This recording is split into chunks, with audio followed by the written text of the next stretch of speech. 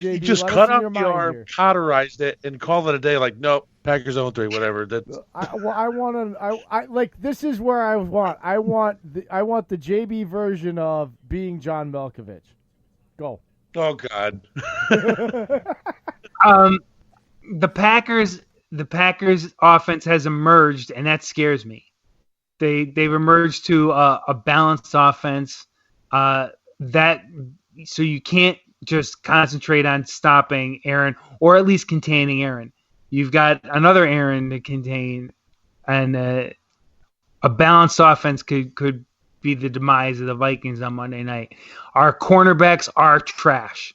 I can't even defend them right now.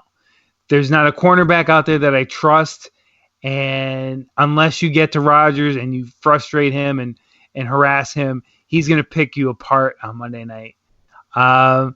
Cook and Madison out could be a problem. I think Boone can handle it, but I don't know what kind of workload because he's never had a major workload.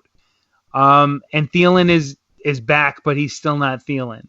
So the Vikings are they're hurting at some key spots on offense. The Packers, again, have emerged with their offensive scheme. It's a lot different than we're used to. And the Vikings cornerbacks have all just had down seasons. I think the Packers breaking their streak is more likely than the Vikings than Cousins breaking the 0-for-8. And I really hate that they always pick on Cousins for being 0-8. Yeah. It's not all Kirk Cousins. He played. I will say this all the time. He played for the Redskins, who 3 of his seasons there, I think his tight end was his top receiver. His top running back one year was Samaje Perine. Let's just embrace that. Samaje Perine. He's never had weapons with him when he was in Washington, and most of those Monday night losses came with the Redskins.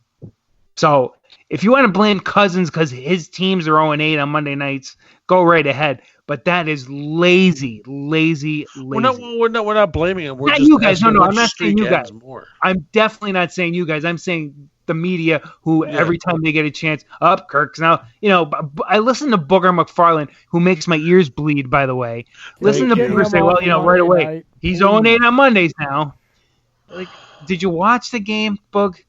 Did you watch the game, Boog? Did you know that Mike Thomas's Twitter handle is Can't Guard Mike? Can't Guard Mike, yeah. If you didn't know that, boy, you sure knew it after Monday night. Because that's pretty much all Booger says. You know what Booger McFarland looks like? I just popped in my head. Sadness? Do you remember the original Super Mario Brothers movie? He's a Goomba.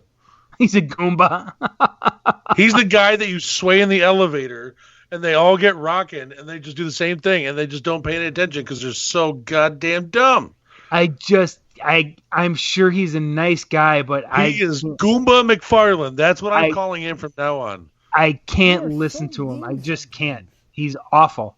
I wish we had Thursday night games were still going on and they canceled Mondays because it's painful. You know what? I would even move the Monday games away and put Saturday night games in for the week. At least you have enough time to prepare for a Saturday night game. Right. I mean, or find a way to let Tony Romo do the primetime games. I'll take Romo. I'll take Charles Davis. I'll take Daryl Johnston. All those guys. I mean, anybody else besides Booger? God damn, you know who's a good analyst? Rondé Barber. I love Rondé Barber as an analyst. All those players break down stuff. Booger McFarland's an ex-player, and it's like he's literally the second generation of caveman that just came across. Like, if you go look, there's no brain activity. There's nothing. It's just look, fire. He still thinks that the Minneapolis Miracle worked against the Vikings. If you watch that, yeah, I know. He said that. I know he came out, especially when we came out and beat the Lions on Monday night, JB, and oh my God, because since he was a defensive lineman, he came out and was swearing up and down Trey Flowers is like the holy grail of all defensive players, and he never does any wrong. Yeah, I'm like Booger. They even came out, admitted it. They got the first one right. The second one was wrong. Like, what's the problem? And he just wouldn't, even after the game, he wouldn't shut up. It's because it was a defensive call that got called on. Game is because the whole game, JB, the whole game, he kept telling the entire national audience that if the Lions won, they were playing for first place in the division, even though there was nobody could take the division away from them at that point. You know, like they would have still been a game up in the win column. Like they just mathematically was impossible, and he just kept pounding the table over and over again. And here's what's worse, like.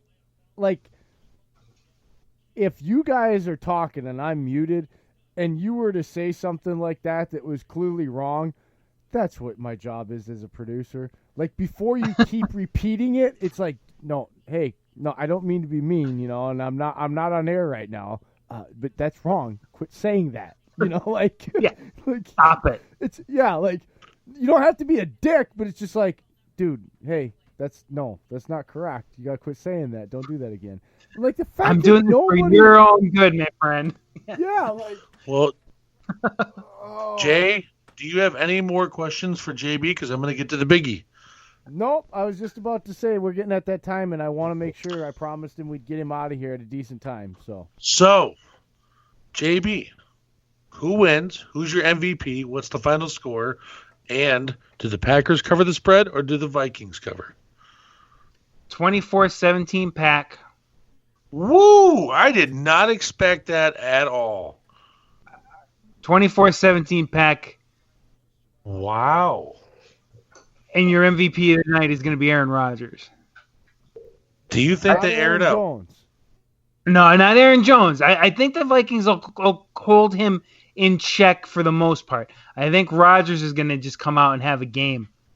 I think he's going to pick apart that Vikings secondary. The cornerbacks are just not good. And if we don't get pressure on Rodgers, it's going to be a problem.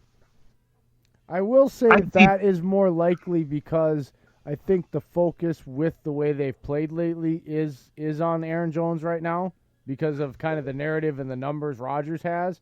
Yeah.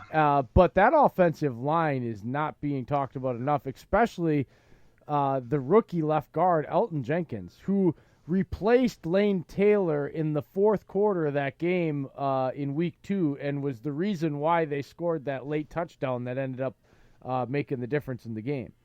Yeah. On the goal line. So he has really solidified that 5 and really made it a very cohesive unit. Because we've talked about it before, JB. You can have 4 really good links in a chain. And it's not really a weak link, but it's like a twisted link, right? And so, like, every once in a while, like, it makes the chain get caught up and it don't just function right. But it's not going to break. It's not a weak link. It just makes the chain funky sometimes. That's what Lane Taylor was, you know, like. And so Elton Jenkins is like, he's come in and been that brand new, shiny, solid, you know, link that the chain can just function cohesively and everybody can concentrate and do their job. It's made a huge difference in the way they can play on that front 5. Yeah. So, Jay, what's your prediction?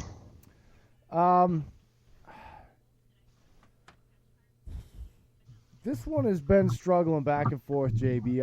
I've went back and forth on what the Packers, you know, if they win or lose this one. And I really think, I don't think it's a high-scoring game, and I don't think it's over 7 points. I think it's a 23-20 game in the Packers' favor with a late Mason Crosby field goal. I just think with, even though I think you think that they're going to concentrate, I just believe that they've shown that even if you're stopping Jones, they're going to commit to that to set up the play action. And I just feel like there's still going to be some of those drops and stuff from these guys that don't quite allow it to break open to make it a high-scoring game, and it keeps it closer. I just believe that they've shown on tape, the film study I've done, JB, is they're not going to that. Even like that's where they were having troubles, where the roller coaster, they would get away from the run so early because they were getting stopped with 1 and 2 yards, and then they were, okay, we're 3rd and 8, we got to – they're at no play action, and over the last 2 weeks, their tape is showing They're just going to stick to it, and then they're going to take their deep shots, even on a 3rd and 8.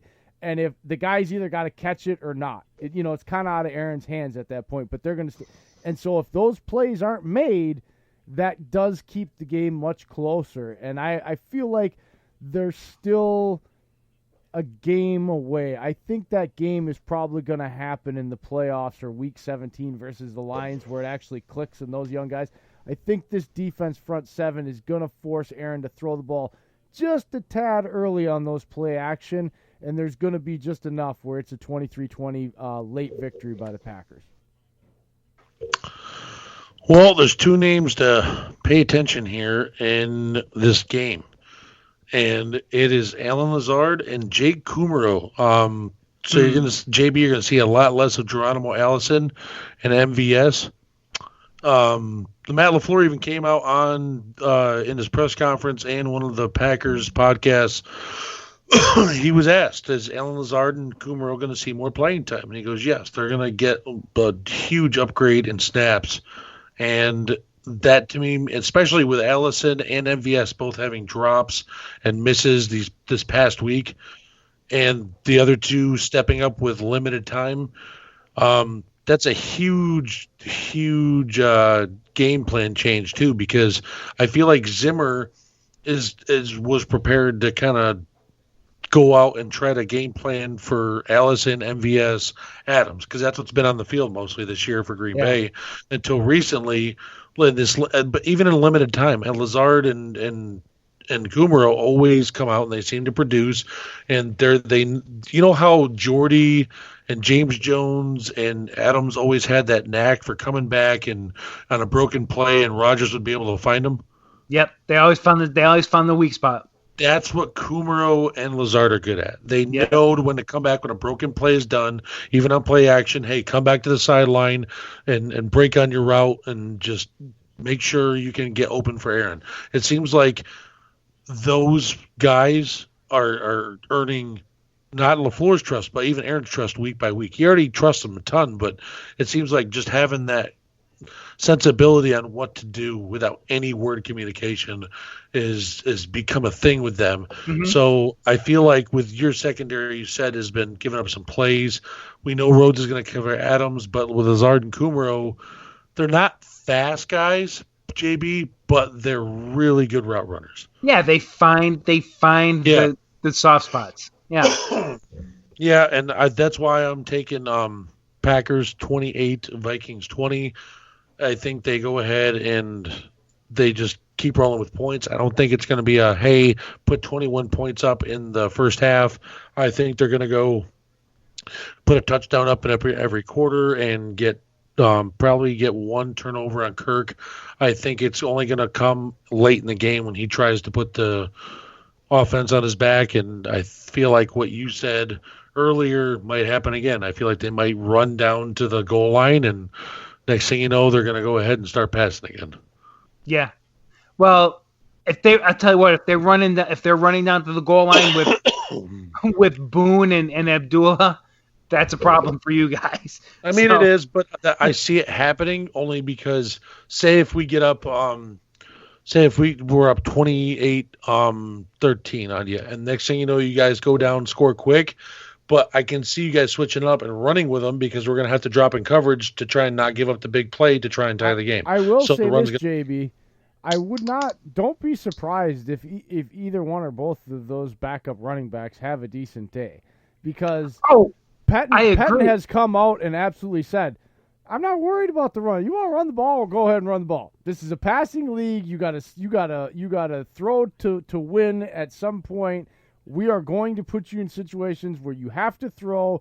That's what we're prepared to defend. So if you want to run the rock, and it's almost this. And look, honestly, it drives me nuts because here's the problem to me: you have the personnel. It's not like he doesn't have the personnel. He just does not design schemes early in downs that are designed to stop the run and then play the pass if it's there. He is always playing pass first. And it will allow it. He is the Bizarro of it's the Bizarro Dom Capers. You know how Dom Capers could make a third string quarterback Joe Webb look like freaking Joe Montana and